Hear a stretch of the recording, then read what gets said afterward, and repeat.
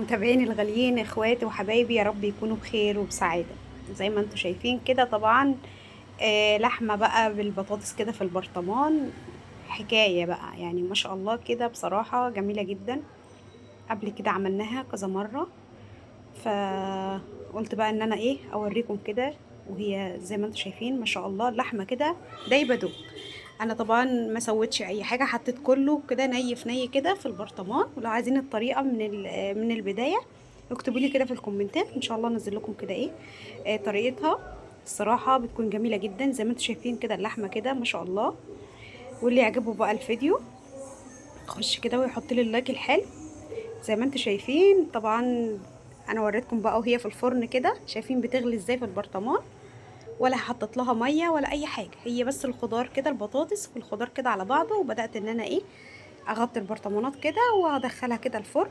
زي ما انتم شايفين، يا رب النهارده الفيديو يعجبكم. طبعا هو فيديو كده لذيذ كده وخفيف. انا بس قلت اوريكم كده واسلم عليكم. واللي يعجبه بقى الفيديو خش كده قناه اكلات بسيطه منوعه، يشرفني وينورني فيها كده. بجد بكون فرحانه بكومنتاتكم ولايكاتكم الحلوه. شايفين قد ايه ما شاء الله جميله. ولا البرطمانات بتفرقع معانا ولا حاجه، بسم الله ما شاء الله. يعني بنعملها كده بطريقه كده جميله. يا رب النهارده الفيديو يعجبكم، حطوا لنا بقى اللايك الحلو ويلا بينا كده.